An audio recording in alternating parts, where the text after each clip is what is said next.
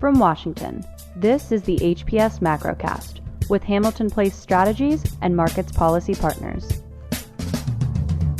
Good morning. It's Friday, June 18th, and you're listening to a special edition of the HPS Macrocast. I'm Tony Fratto. I'm here in DC at HPS headquarters for the first time in a very long time, and really happy to be here in the office with the team. John Fagan, Brendan Walsh of Markets Policy Partners, as always, are with us. And today we're really excited to be joined by special guest Diamondnia Mack, who works with the Sadie Collective at HPS.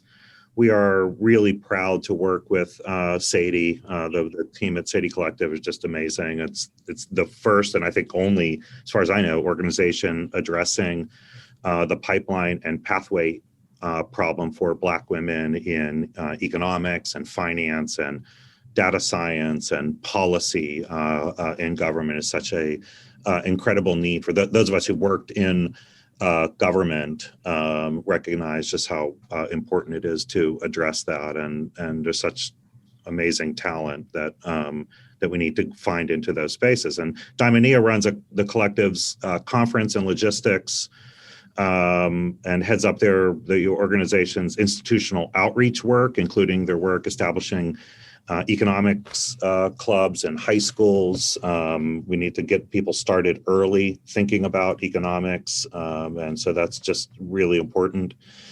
She has a background in early learning, in international economics and anthropology.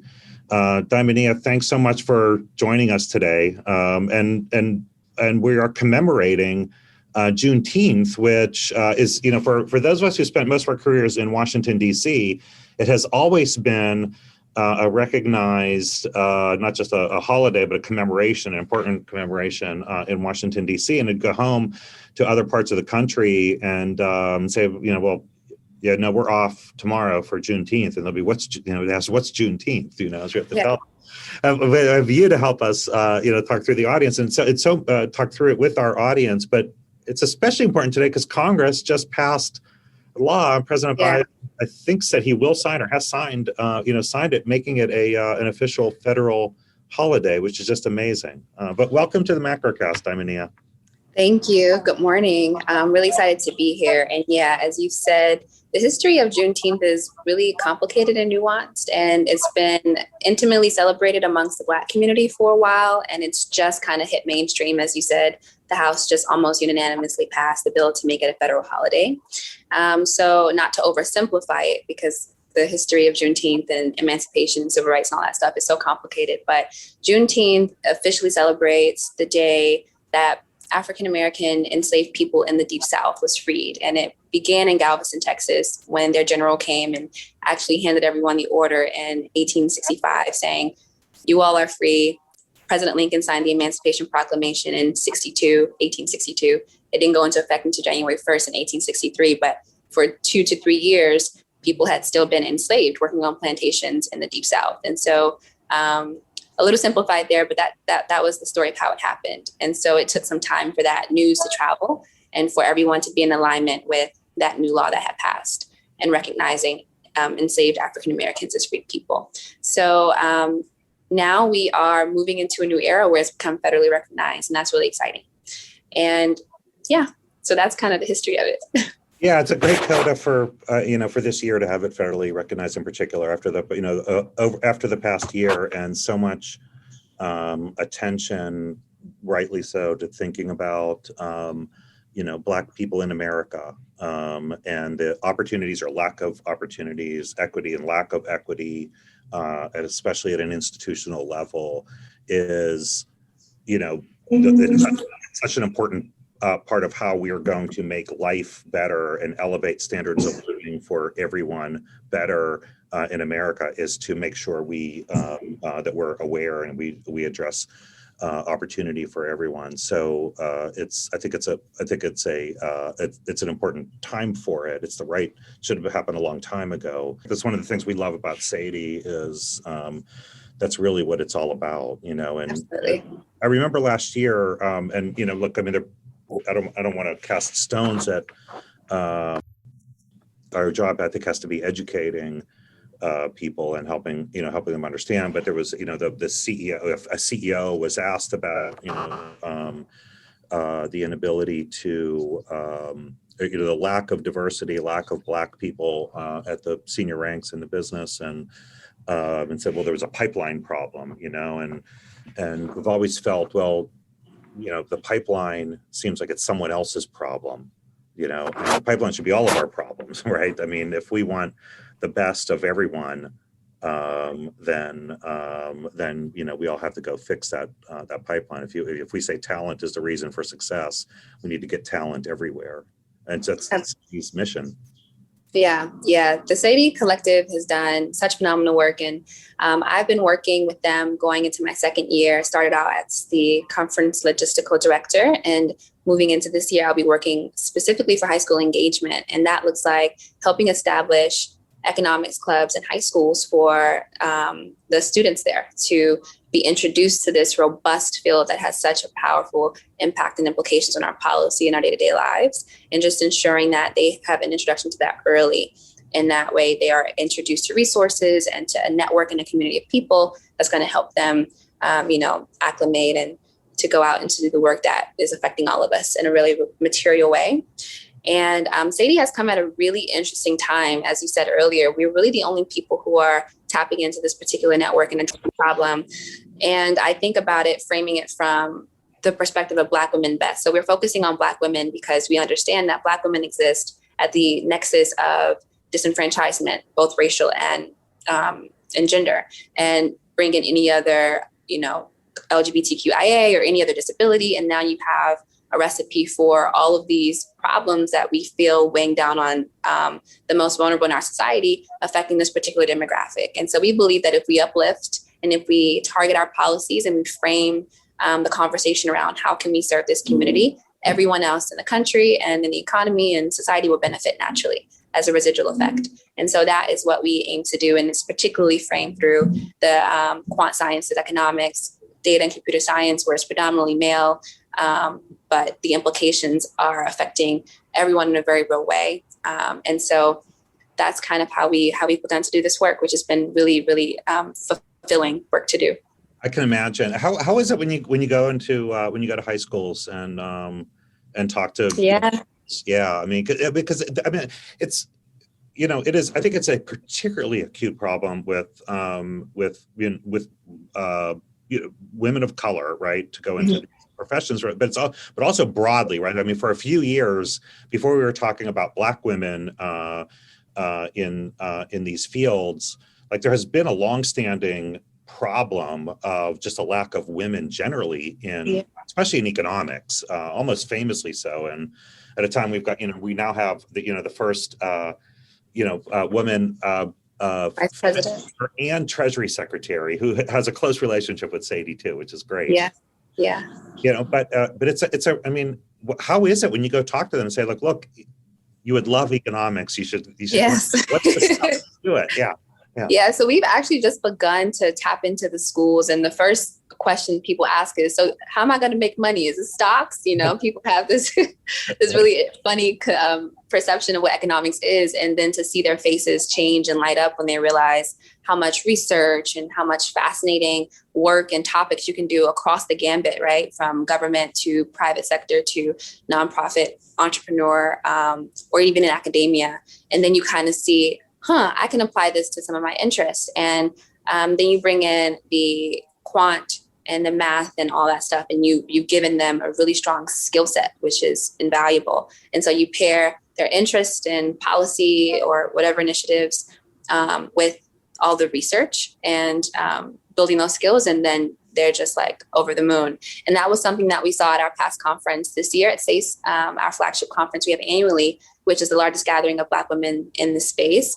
We had our inaugural Sadie Talk Scholars research program, where we had been focusing primarily on undergraduate, graduate, PhD students presenting their research in partnership with the Brookings Institution. This year, we expanded it to high school students this past year. And so we had two brilliant young students present their economic and policy research, and they were so excited. And so we look forward to extending that program as we develop our economics clubs in high schools. One of the things I wanted to ask is, economics as sort of a secular philosophy. It really is there's so many assumptions, there's so many values baked into economics. Is that something that you bring forward? Obviously, the quantitative aspects and getting that foundation is critical, but going over into the almost softer side of economics and talking about it as a social science and how it can, and the study of economics and the way that economics is practiced at the policy level can change society. Is that something that you explore at the Sadie Collective? Absolutely, for sure. And that is one of the reasons why Tony was reading my background earlier. I've merged anthropology with economics because you really kind of get the entire spectrum of human action and behavior, and you can really kind of dig into that a bit. And so at the Sadie Collective, we're concerned with the barriers to entry. We're curious what prohibits you, what stops you, what is not endearing about entering this space, or what is not helping sustain you be in this space, right? So the human interactions and relationships you develop, the resources you have or don't have or are not given, right? When I was in undergrad, there were so many things that I did not know simply because my professors was not sharing it with me. But I would be sitting next to my white male colleague and he would be so excited about this new cool thing him and the professor chatted about. So just like some of the small ways that there is like a lack or a barrier in flow of communication and resources and support. And so we're really curious about what does that behavior look like? How can we kind of deconstruct it a bit, take it apart, and give you the tools and the resources to flourish in this space? I hope that answered your question. It did indeed. Okay. And I have a quick follow-up. As Tony mentioned, the private sector can, in some ways, some pockets of the private sector, some companies might be taking real responsibility and stepping to the plate to address some of these issues. And in other areas, there maybe is an abdication of responsibility. What are the concrete steps that you think for instance, a financial sector company can take to facilitate your mission and bring some value to the table? That's a great question. And that's a conversation that we've been having as a society at large, I think, especially in this past year with COVID and all of the protests and all of those problems that's been occurring in the mainstream. And so my first instinct is to say, you have to actually acknowledge the problem. And I think even with the commemoration of Juneteenth as a national holiday, we're doing that by just saying, so this is real. I think it's also interesting that at the same time, we're attempting to, get it established, waiting for Bill for them to sign it officially. But we're also like blocking race and critical theory in high school. So that's a different conversation. But we have to actually acknowledge that there is a problem. And so in some of these spaces or in industries, they've never really had to address the lack of representation because for them, it's just been the standard and the normative. And so attempting to come into these spaces and say, this is a real experience for me and it needs to be honored, and we need to put things in place that makes this space accessible to all people as opposed to one particular segment of society. That's what I think the first step. And then you bring in people to give you insight and you actually use it, right? So we saw everyone post all the black squares last year for George Floyd, and we saw all these companies, same thing we're seeing with Pride, post the black squares of Black Lives Matter, the Pride flag, and then they actually don't have anyone in their hirings, executives who are of color or who are female or who are not white, male, hetero presenting, right? So to actually then do the work. So I think those would be the first steps, to acknowledge it, to honor the experiences, and then to say, let's get it done. Yeah, it seems like even just exposure just matters so much, And I wonder even how things like social media might make that, make that better. I mean, I was thinking about the time, my time at, say, Treasury Department. John and I think maybe we overlapped a little bit, but not much. But my time from 2001 to summer of 2006, fall of 2006, I don't think there was one Black female economist in the building, full economist. That's changed a little bit, right? But that's amazing, right? I mean, so like when we say acknowledge the problem, that's an apparent that like it doesn't take much more to acknowledge the problem that you have, almost every other race and gender represented that team of really brilliant economists, right? But not Black women. And so that's like, I don't need to do a study, right? That's a pretty good study, right? At the best economic, one of the best economic institutions in the world, we're underrepresented there. And that means that we've obviously missed some really other brilliant people who should be sitting in those seats and helping to think about and formulate policy for the country. So absolutely.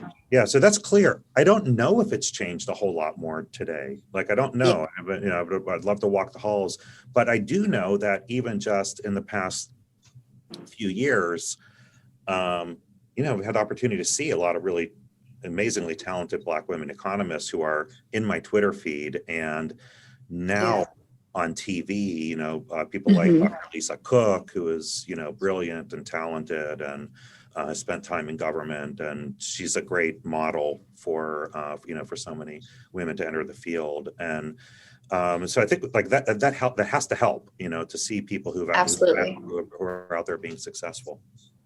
For sure. Yeah. And I think that's why bringing it to the high school students at such an earlier age is going to help as well. Representations matter. I truly believe you can't be what you can't see. Like, you don't know what you don't know. And so once it's brought into your stream of consciousness and you're opened up to all the possibilities, then, the sky has now, increased in the limit. And I think you brought up a good point about how economics frame policy and how you have all these brilliant people in the space and you're missing one particular voice. And, I would even go back to the economics models that we build, right? It's informed by our own experiences, the questions we ask to even initiate the research or the research questions. All that is predicated on our experiences. And so if you have people who are not in the room bringing in their experiences and their questions and their models, then you're just missing a whole segment of society. So I agree. It's definitely really important. Yeah. And at the college level, the sororities and fraternities are playing a role in this too. Can you tell us a little bit about that and how you're getting? Absolutely. Yeah. So, Sadie Collective is named after Dr. Sadie Tanner Mosswell-Alexander, and she is the first Black woman to earn her PhD in economics in the States. And naturally, because of racism and sexism, she was not allowed to actually practice economics in this country, but she did go on to do amazing work. And she was a member of Delta Sigma Theta Sorority Incorporated. She was actually their first national president. Oh, wow. And so I like to bring in the perspective of the entire civil rights movement, the fight for equality. All of it's connected, and even back to Juneteenth. And so we've seen organizations and institutions that have been embodying this work for and by Black people, from historically Black colleges to Black sororities and fraternities. And so that happens to be the Divine Nine. And Dr. Sadie Alexander was a member of that, as is Kamala Harris, our best president. She's a member of Alpha Kappa Alpha Sorority Incorporated. You have the highest ranking. Yes. Yes. All of us in economics love to see that there's someone with an economics degree in that job. It's really great. Absolutely, yeah. And I myself am a proud member of Zeta Phi Beta Sorority Incorporated, and we're all doing the work to create community for Black women and Black men in higher education. We go out into our communities and we bring those messages to the kids there and to our communities there. And so that is another way that we have been, just working to get it done from every angle of liberation and equality. So. Terrific. It's not, I wasn't much of a joiner of a fraternity. I wasn't a fraternity. But, a lot of stereotypes around Greek life. Understandable. If I had one that I knew that was that dedicated, maybe I would have joined. That's the kind I would have joined. Yeah, all of our organizations are founded on service. That's our first principle. It's how can we serve? And it's literally built around that framework of service and educating. So it was a fulfilling experience. Awesome. Well, thanks so much for all of that. And you're staying with us. We're gonna come back after the break and talk about economic news of the week. Which I'd love to hear from you on as well. But we'll be back right after this. You're listening to the Macrocast. Hamilton Place Strategies, HPS, is an analytical public affairs consulting firm with offices in Washington, D.C., New York, and California. HPS uses substantive analysis to understand complex topics and create public affairs tools to explain issues to target audiences and reach critical stakeholders. We achieve our clients' goals by enhancing understanding of issues, products, and companies, and ultimately improving outcomes. Learn more at hamiltonplacestrategies.com or follow us on Twitter at HPS Insight. All right, we're back on the Macrocast. Diamondnia Mack from Sadie Collective still with us. John Fagan and Brendan Walsh from Markets Policy Partners. Guys, we had big FOMC meeting yesterday. It was for a relatively stay the course FOMC meeting. There's a lot of attention to it because of all of the chatter and fears, as we've been talking about for weeks, on inflation and all the noise out there on inflation. How do you think he explained himself yesterday, John? Yeah, thanks, Tony. It was I think a really pretty impressive performance by Fed Chair Powell in a very challenging meeting. We've seen the Federal Reserve attempting to balance economic optimism with their continued commitment to ultra accommodative monetary settings. And that has been, they've been able to strike that balance properly and very well, but the job gets harder as we get further into the recovery, and some of their economic optimism is, borne out by the data, and they're still at their most easy accommodative settings, quantitative easing on full blast at 120 billion per month, and interest rates not being projected to go up for years and years. Now, this meeting was definitely a pivot toward the trappings of normalization, some atmospherics that were a little bit more hawkish, and really as you said, the balance that they're striking is of course made even more challenging by the inflation narrative. The Fed has communicated on inflation very effectively from the perspective of the markets. They have had a united front. There really hasn't been dissent in the ranks that is apparent on the subject of inflation. It is transitory, transitory, transitory. And we saw Fed Chair Powell making that case very forcefully yesterday. He brought out real specific data, like stuff that Brendan's been talking about for weeks. The used car prices accounting for like a third of the core CPI increase on a month-over-month basis, and just highlighting the evidence that is supporting their case that this is transitory. And when you look at financial markets, the financial markets basically seem to be agreeing with them.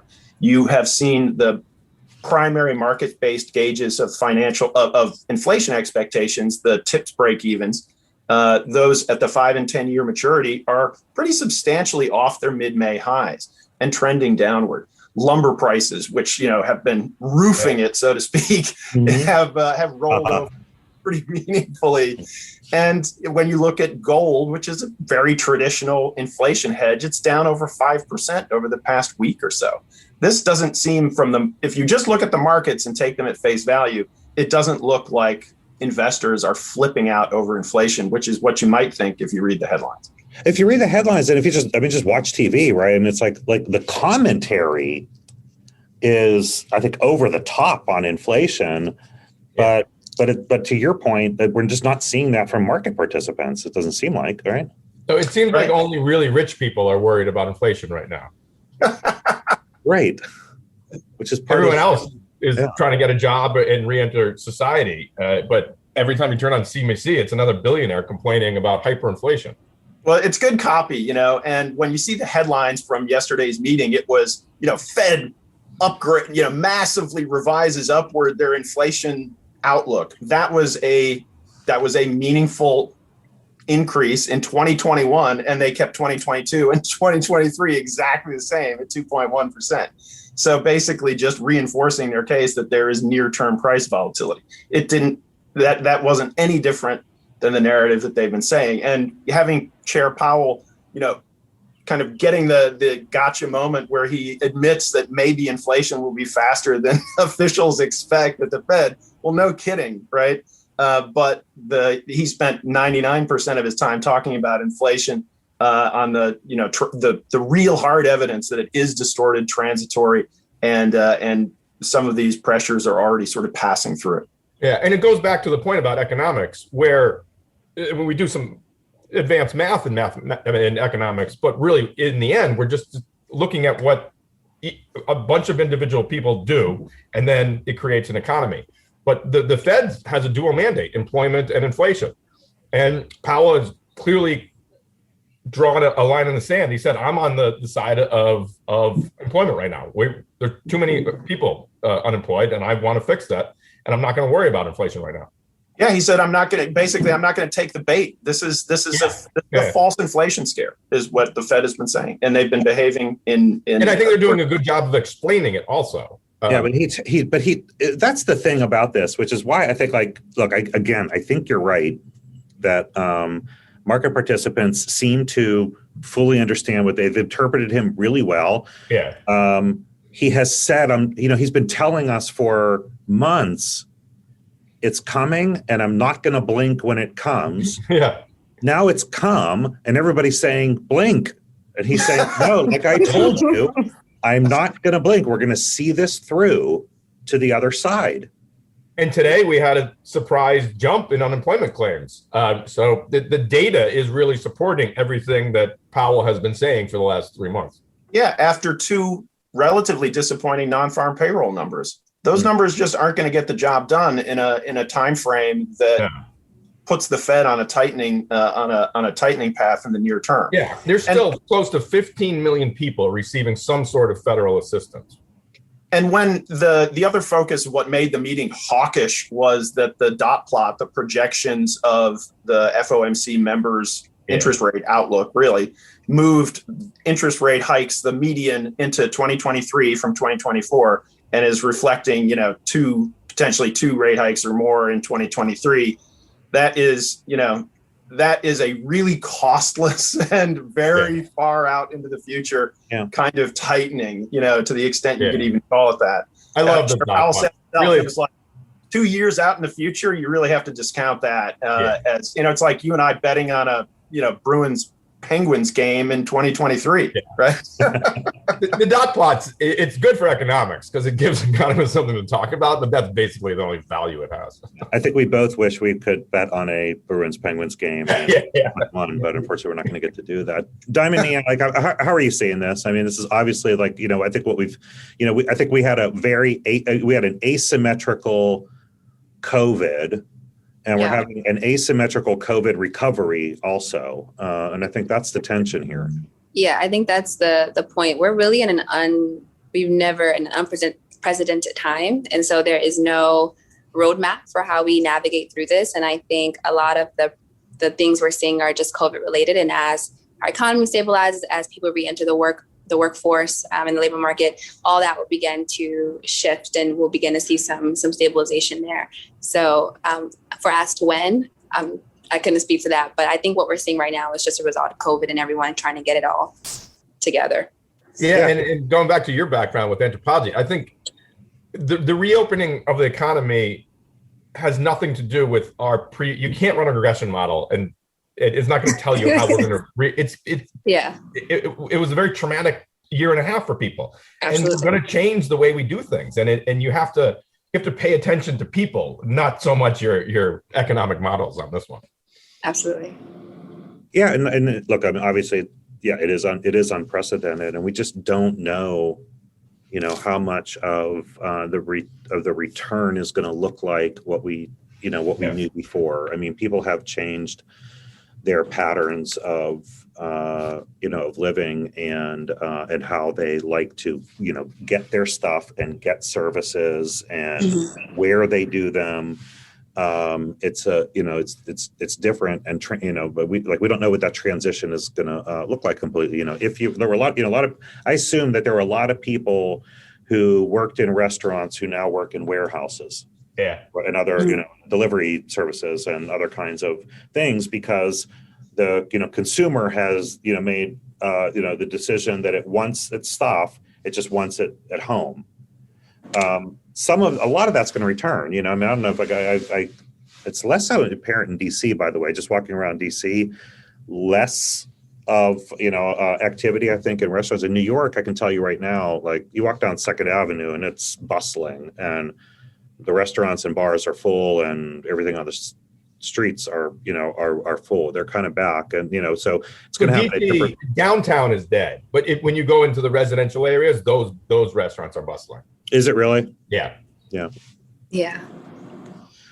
So, but that's just to say that it's uneven, right? It's like it's different. Totally, it's going to happen in different ways. As we don't know what return to office is going to look. I was talking to I saw a friend yesterday in person at a lunchtime event in Washington, D.C. So something I haven't done in a very, very long time. And they were, talking about how they, right before COVID, they had signed a lease on office space, and they're never going to go back to it. They can't get out of it. They're going to try to sublet it and figure something out. So they're kind of stuck with this lease payment, but they just decided that we all adapted to working from home. And, I still think like we're all excited here at Hamilton Place Strategies, HPS headquarters, of having all of our people here. And it's a really fun time right now.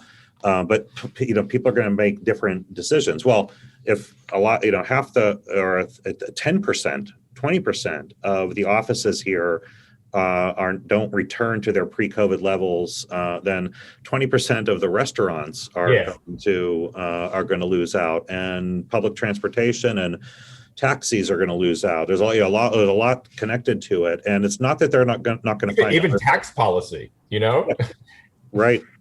Yeah, so it's going to move around, right? Yeah. We're going to be in this transition period, but it's going to be a challenging time, I think, for a lot of people as we go through this sorting.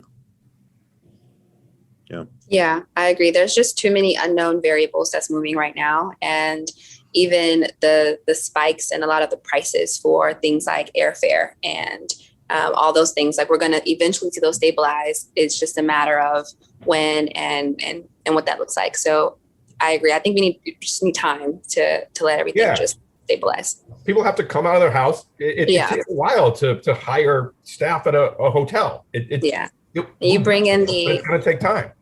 Yeah, and you bring in the COVID vaccinations and how that's affecting the workplace, and you think about vaccines and whether or not you're going to make it mandatory, and if that's going to affect people going back into their buildings and all these different things. So there's a lot of moving pieces that we just can't predict right now. Which brings us back to Jay Powell. Yeah, and amid that time. The Fed is facing a summer and early fall when they're going to be messaging on the taper of their asset purchase program. And they have, when it comes to their interest rate forecasts, they're very specific to a fault in the dot plot. But when you look at the guidance regarding the more immediate policy, which is the quantitative easing, and that's the first one that they're going to work on in terms of normalization, the guidance is very squishy, substantial further progress. It was, previously it was some time away. I think Chair Powell said it was a ways off in his presser yesterday. But he acknowledged that they're talking about tapering. Yeah, he said we could do it. Yeah, he said we could retire the phrase of not talking about it. So now we're allowed to talk about it. And as they talk about it, it's going to be very interesting to see what they define as substantial further progress. They've been really cagey on that. And when it comes to substantial further progress in the labor force, how specific are they going to be about the lower income echelons of society, about racial groups that have been disproportionately impacted? How specifically are they going to tie their substantial further progress to those stated goals, which they have said, but hasn't made it into this really concrete guidance of quantitative easing tapering, for instance? It's going to be an interesting messaging situation.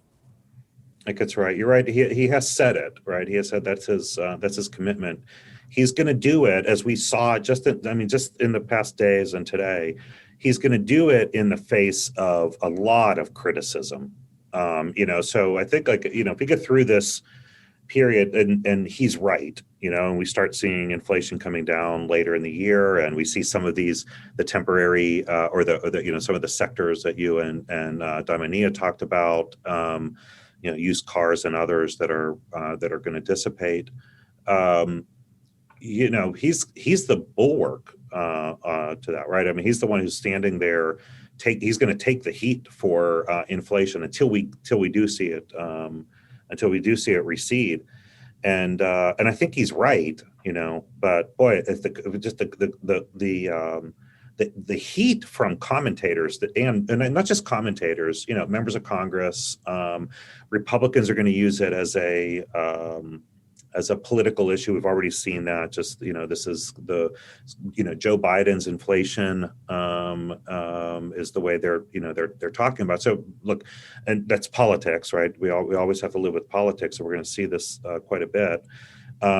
But he's the one who has to stand and take that heat. And so far, I think you're right. He did a pretty good job yesterday. He's going to have to do it a few more times. Do you expect to see are you still pointing to some news in August at Jackson Hole? No, we don't think that Jackson Hole, we were pretty skeptical that they were going to have sufficient data to be able to call substantial further progress by then, especially after April's non-farm payrolls missed so badly. And then May's came in a little on the soft side as well. We thought that basically, May made it a dead letter. And even if they've got June and July non-farm payrolls before Jackson Hole. We think the bar is extremely high for those and other data to come in and validate a move by the Fed or announcement by the Fed at Jackson Hole. It would be nice to use Jackson Hole as that opportunity to do a little bit more definition on substantial further progress, though, don't you think? Yeah, I think that's absolutely right. And I think defining substantial further progress in specific reference to the disproportionately impacted parts of the labor force.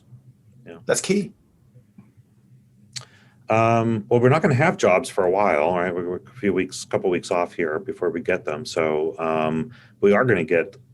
It's like honestly, I can't turn on the TV without getting an inflation story, right? And an inflation question, and I even had somebody asking me if they thought Biden was going to get asked about inflation. After the Putin meeting, and I said, no, I don't think so. I think it's only in the minds of reporters here. So don't look to that. That said, it is.